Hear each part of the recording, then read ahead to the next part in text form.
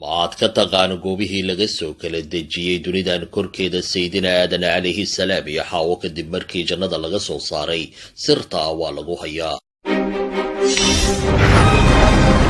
Ma jiro qof dunidan korkeeda ku nool oo aanan maqal qisada Sayyidina Aadam iyo Xaawo iyo sidii uu ajaray Ibliis ilaa ay ka cuneen geedkii laga mamnuucay ayna ku caasiyeen Ilaahooda. waana arrinkaas dartiis loogu ciqaabay in laga soo saaro jannada, laakiinse dad yarunbaa og tafaasiisha goobaha laga soo kala dejiyey Sayyidina Aadam iyo Xaawo iyo weliba Ibliis oo laga soo dabagamay. haddaba markii Ibliis uu isla weyni dartiisu caasiyey Allah isagoo diiday inuu u sujuudo Aadan, Ilaah waxa uu ka fogeeyey raxmadiisa waa lala nacdalay ilaa yowmiddiin. waxaana hamigiisa oo dhan uu geliyey cadaawadda uu qabo Sayyidina Aadam, wuxuuna ku qanciyey Xaawiya Aadan inay caasiyaan Ilaahooda, wuxuuna cunsiiyey midhaha geedkii la mamnuucay, waxaana ka cadhooday Ilaah waxaana faydmay cawradoodii. waxaana markaas kadib lagu amray inay ka baxaan jannada una degtaan dhulkaasi ay u raadshaan dembi dhaafka gafkii ay galeen. waxaana loo dejiyey xagga dhulka, waxayna galeen nolol weji kale ah oo dhib badan. waxaana Ilaah ku amray inay camiraan dhulkan, shaqana ay la yimaadaan kadib markii ay ku noolaayeen nolol raaxo badan jannadii. waxaana loo dejiyey nolol shaqo ah. Ilaahna wuxuu u ballan qaaday in loo soo celin doono xaggiisa, laguna abaarmarin doono hadba qofku waxa uu shaqaysto. qofkii aaminaana wuxuu helayaa janno, qofkii inkaraa isla weynila la yimaada wuxuu mudanayaa cadaab daran.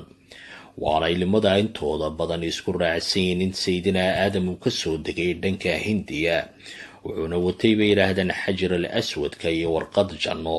waxaana caleentii warqadda ee jannada ka abuurmay geedka diibka ee sida weyn looga yaqaano Hindiya.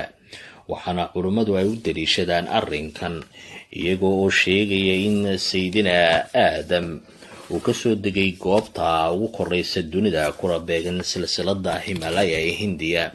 waxayna culummadu sheegaan in meesha ugu dhow samadu ay tahay silsilada Himalaya xaggaasna ka soo degtay. laakiinse waxay dad badani ogeyn in Xaawo aysan isku meel kala soo degin Sayyidina Aadam, laakiinse Allah meel kale oo ka duwan ka dejiyey lagana codsaday inay israadsadaan labadoodu. waxaana la sheegaa in Xaawo laga dejiyey goob ku dhow magaalada barakaysan ee Maka ee ku taal Sacuudiga. waxaana Aadam kadib uu bilaabay inuu raadsho Xaawo. waxaana dad badani ogeyn in Sayyidina Aadam uusan la ekayn dadka haatan jira, waxaana lagu qiyaasay dhirkiisa 60 mitir xagga Xaawo ay ka yarayd wax yaro. waxaana qiyaasahan culimadu ku taxliiliyeen lafihii laga soo faagay dadkii lagu qiyaasay inay noolaayeen waqtigaas oo xoojinaya arrinkan. waxaana la sheegay in raacdadii dheeraa ay labadoodu galeen ay aakhirkii iskula kulmeen meesha loogu yaqaano Musdalifa, waxaana loo badinayaa meesha haatan loo yaqaan buurta Carafo. waxaana la sheegaa Sayyidina Aadam inuu aad u qurux badnaa una ekaa Nebi Yuusuf calayhi salaam. Ibliis oo cuqdad iyo cadaawad qaba ayaa la sheegay in isagana laga soo dabagamay. waxaana isaga la sheegay in laga soo dejiyey meel kale. waxaana isaga laga soo dejiyey degmo ku taala Ciraaq oo lagu magacaabo Distil Miisaan oo ku dhow magaalada Basra.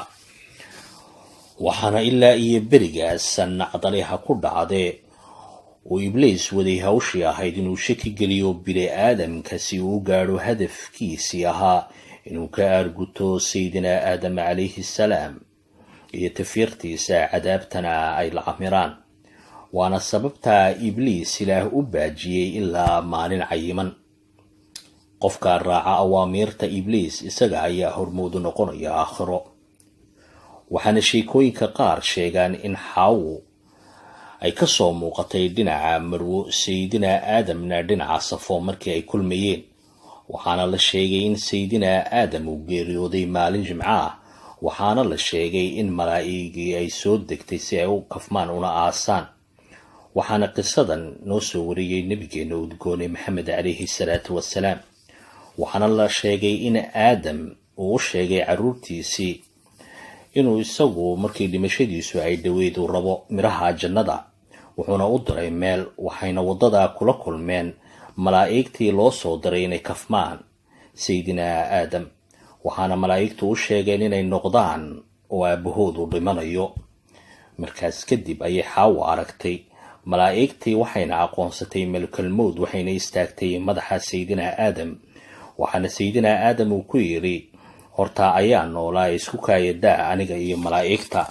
waxayna ka siibeen nafta, wayna kafmeen, waxayna u qodeen qabrigii, waxayna ku rogeen ciidda oo ay ku aaseen. waxayna u sheegeen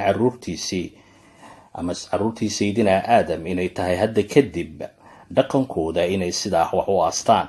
laayikoo la wadaaga asxaabtaada haddaad ka heshay qisada sayidina aadam calayhi salaam.